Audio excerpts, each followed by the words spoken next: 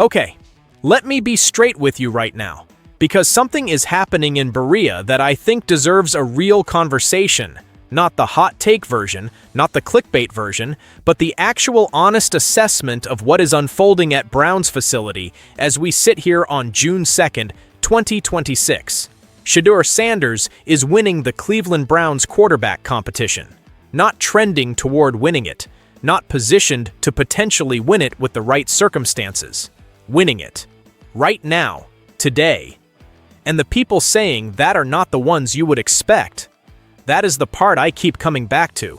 Because look, anyone who has followed this story knows there have been two distinct camps since the moment Sanders arrived in Cleveland. You had the believers, the people who watched him at Colorado, who tracked the draft process, who understood what the numbers actually said about his game, and who have been saying for months that this kid is the real deal. And then you had the skeptics, the voices pumping the brakes, the analysts and beat reporters who kept redirecting the conversation back toward Deshaun Watson every time Sanders had a good practice, finding reasons to qualify every positive report, treating every strong throw like an outlier that needed to be contextualized away. I understood both sides, competing narratives in an open quarterback race. That is just the nature of the story. But here is what has changed, and why I genuinely think this moment is different from everything that came before it. Those skeptics, the voices that have spent weeks being resistant, the reporters who were not in Sanders' corner and had no professional or personal incentive to put him there, they are the ones saying it now. They are being moved by what they are watching on that practice field. And when the people least motivated to arrive at a conclusion get there anyway, that tells you something real is happening. That is not narrative. That is evidence. Let me walk you through what is actually being reported from these OTA sessions and now from mandatory minicamp, because the details matter, and I want to be specific. The throws Sanders has been making are not just completing at a high rate. That would be good, but not necessarily telling. What the coaches and the observers on the ground are specifically noting is placement. There is a massive difference in football, a difference that separates quarterbacks who are functional in a competition from quarterbacks who are actually winning one, between a ball that finds a receiver and a ball that finds a receiver in a spot where only he can catch it, where the defender has no realistic chance, where the receiver does not have to break stride or adjust his body or do anything other than trust that the ball is going to be exactly where it needs to be. That is placement. That is anticipation. That is a quarterback reading coverage, deciding, and executing all in a window that most people watching from the stands cannot even process in real time. And that is what Sanders is doing consistently. The throw to Jalen Wallace for a touchdown that people have been talking about. I want you to picture that for a second. Sanders takes the snap, goes through his read, identifies the route developing, and releases the ball with timing so precise that it arrives at Wallace's hands in rhythm. Not a hair early that forces Wallace to come back for it and gives the corner a chance to rally. Not a hair late that lets the safety rotate and make a play, but exactly on time, with conviction. Like a quarterback who had already decided before the ball was snapped where it was going and trusted that decision completely. No hesitation, no happy feet, no patting the ball and waiting an extra beat to be sure. Just a clean, decisive, accurate throw that hits its target in the only spot it needed to hit it. You watch that kind of throw, and you understand why certain people were saying first-round talent before the draft process got complicated. And then, there is the frozen rope to Denzel Boston that has been making the rounds in conversations among people covering this team. I have heard that throw described multiple times now, and the consistency of how people are describing it tells me something. When different observers independently land on the same language to capture what they saw, that is usually because the throw itself was remarkable enough to demand a specific kind of vocabulary. A frozen rope is not just a hard throw, it is a throw with velocity and trajectory and accuracy all operating at the same time, a throw that travels the distance without the ball moving the way a poorly thrown ball moves, a throw that arrives with the same energy it left with. That is arm talent. That is the physical gift that makes a quarterback worth building around, and Sanders has been flashing it in an environment where, as I will explain in a moment, he is not even at his best yet. Here is the thing about the OTA and minicamp structure that is critical context for understanding why everything I have just told you actually understates the case for Sanders. The structured, repetitive, no-contact environment of spring practices is genuinely not where his game operates at its ceiling. This is not a weakness. It is actually a specific kind of strength in reverse. Sanders is documented by people who have studied his tape most carefully and by people who watched him compete in college as a quarterback whose instincts sharpen under real competitive pressure. The stakes rise, the resistance becomes genuine, the consequences attach to every throw, and something activates in him that you cannot fully replicate in a setting where there is no live pass rush and the defensive coordinator is not designing specific pressure packages to expose your tendencies. He is a gamer, in the truest sense of that word, a quarterback whose best football emerges when the moment demands it, rather than when the environment manufactures a comfortable setting for production. So when I tell you he is the leader in the clubhouse right now, I want you to hold two things in your mind simultaneously. First, he is leading in a setting that is structurally not his most natural environment. Second, what comes next on this schedule? The joint practices against the Buffalo Bills, the padded training camp sessions, the preseason games with real pass rushers and real defensive backs and real stakes? All of that is precisely the environment where he historically elevates. The floor of his performance right now, in the setting least suited to his strengths, is already earning him acknowledgement from the people who were most resistant to acknowledging him. What happens when the ceiling activates? What happens when the Bills' secondary is pressing and the edge rushers are coming off the line with actual intent and the competitive fire that drove him through the end of last season against Pittsburgh and Cincinnati is fully engaged? I think about that question and I think the answer is something the AFC North is not ready for. I want to be honest about Deshaun Watson too, because I think intellectual honesty is the only approach that actually serves anyone trying to understand this situation clearly. The reports about Watson this offseason have genuinely been more positive than many people expected. His footwork looks improved. His arm, coming off the Achilles recovery that cost him an entire year, looks healthy. He has been making throws, connecting with the veteran receivers, building chemistry. None of that is nothing. A quarterback with Watson's talent level operating at something approaching full health is a real football asset, and I do not want to dismiss what he has done this spring. The effort appears genuine. The recovery appears legitimate. He looks better than he has in years by most credible accounts. But here is where the honest conversation has to go, and where I think the smart people around this organization have been going privately for weeks and are now starting to say out loud. With Watson, it has never been about the talent. Nobody is disputing what he can do when everything is right. The concern, the persistent and pattern-backed concern, is about what happens when the controlled environment ends and the real competition begins. We are talking about a quarterback whose significant returns from injury or absence have followed a remarkably consistent arc across multiple situations. He performs well in the structured settings. He looks like himself, maybe even better than himself, when there is no live pass rush and the reps are designed to build confidence rather than test limits.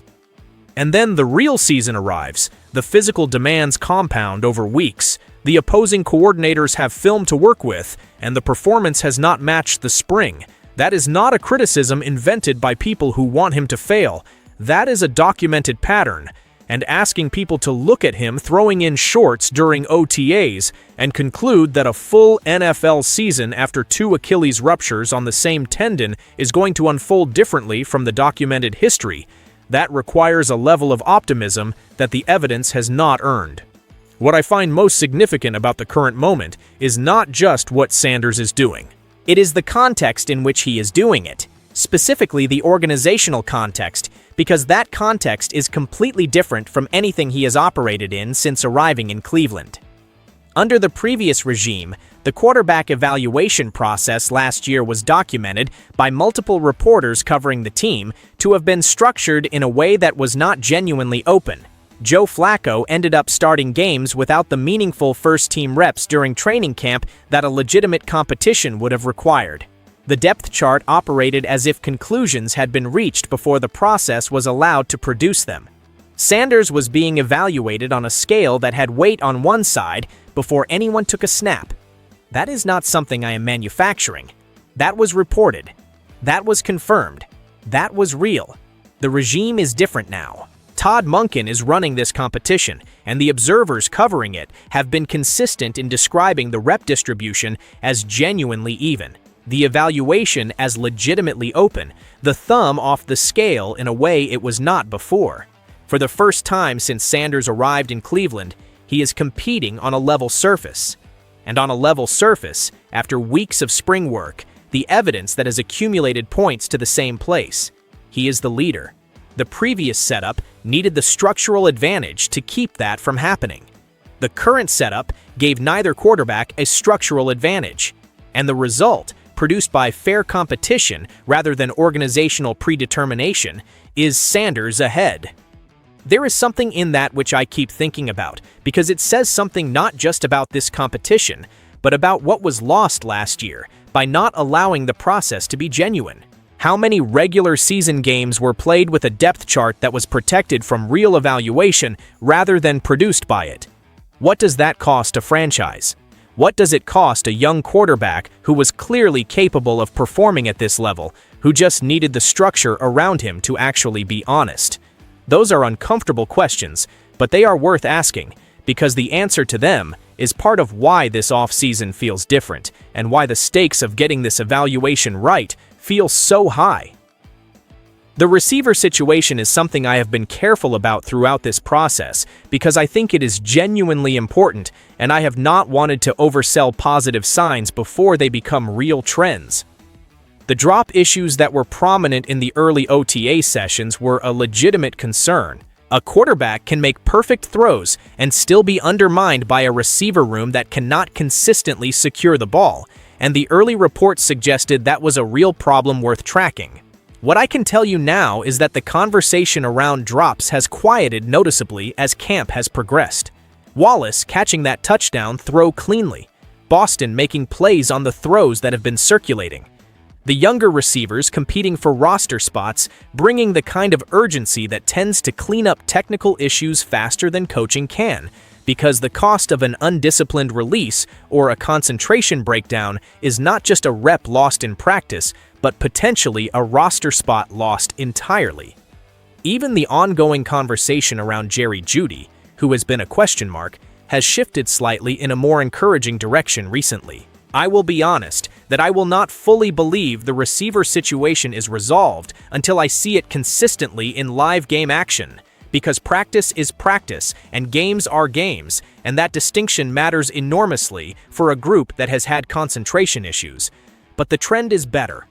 The direction is right, and if this receiver room gets its hands right, if the talent that is clearly there starts showing up in the execution consistently, then what Sanders is operating with becomes a genuinely different proposition from what Cleveland fielded last season. The offensive line investment at pick 9, 2 receivers taken in the top 40, a system being specifically constructed around Sanders' strengths by Monken, a healthy and hungry receiver room trending upward. Put all of that together with a quarterback who is already leading this competition in an environment that is not even his best environment yet, and the ceiling this offense could reach is something Cleveland fans have not had a real reason to discuss seriously in longer than most of them want to admit. The Buffalo Bills' joint practices deserve more attention than they are currently getting in the broader conversation, because I think they are potentially the moment where this entire competition gets resolved in a way that everyone can see clearly. Not officially resolved in terms of an announcement from the organization, but resolved in the way that matters most, which is resolved on the field against real competition with real stakes attached to every rep. The Bills are a legitimate team with a legitimate defense. Their secondary is physical and talented and not inclined to give receivers anything for free. Their pass rush has real depth. Their defensive coordinator is going to have a scheme ready and is going to be working to expose whoever is taking snaps against them. This is not a controlled OTA setting. This is the closest thing to real NFL football either quarterback gets before the preseason games begin. And in that setting, the gap between what Watson has shown in the structured spring environment and what he has been in live competition historically is going to be visible. In that same setting, Sanders, the gamer, the quarterback whose instincts activate differently when the pressure becomes genuine, is going to be in an environment where his natural strengths are fully unleashed rather than partially engaged. I am not predicting the outcome. I do not know exactly what happens when they line up against Buffalo's defense. But I know the history of both quarterbacks in competitive environments, and I know which one that history favors, and I think the joint practices are going to make that case for everyone watching. Mandatory minicamp runs June 9th through the 11th. 3 days of increased intensity, more media access, more eyes on every rep, more stakes attached to every throw. The evaluation is at its peak right now. The noise is at its peak. Everything that has been building for months, every practice report and press conference signal and organizational investment is converging into this window. And the quarterback who was here on day one of voluntary work, who has been building connections and rhythm and chemistry one rep at a time through every stage of this process, is entering that window as the acknowledged leader by the voices least expected to acknowledge him. I think about where this goes from here, and I think about it a lot honestly, because the decision that comes out of this process is not just a roster decision, it is a franchise-defining decision. The quarterback Cleveland starts Week 1 of the 2026 season is the quarterback who shapes what the next several years look like for this organization, what the ceiling of this rebuilt roster actually is, whether the investment in the offensive line and the wide receivers and the scheme design pays off the way the front office is clearly hoping it will. Get it right, and Cleveland has something real. Get it wrong, and the window that the roster construction has created closes without the results it deserved. The stakes are that high. The evaluation is that important. And right now, on June 2nd, in the middle of the most critical evaluation period of this entire process, the evidence is pointing one direction. The throws are there, the processing is there. The coaching acknowledgement has been specific rather than generic, deliberate rather than diplomatic. The organizational infrastructure being built around him is there, and the voices that were most invested in a different conclusion are being moved by what they are watching. Toward the same place the evidence has been pointing all along. Training camp is coming, the Bills are coming, the preseason games are coming, and the quarterback who is building something real in Berea right now is going to be right there when all of it arrives.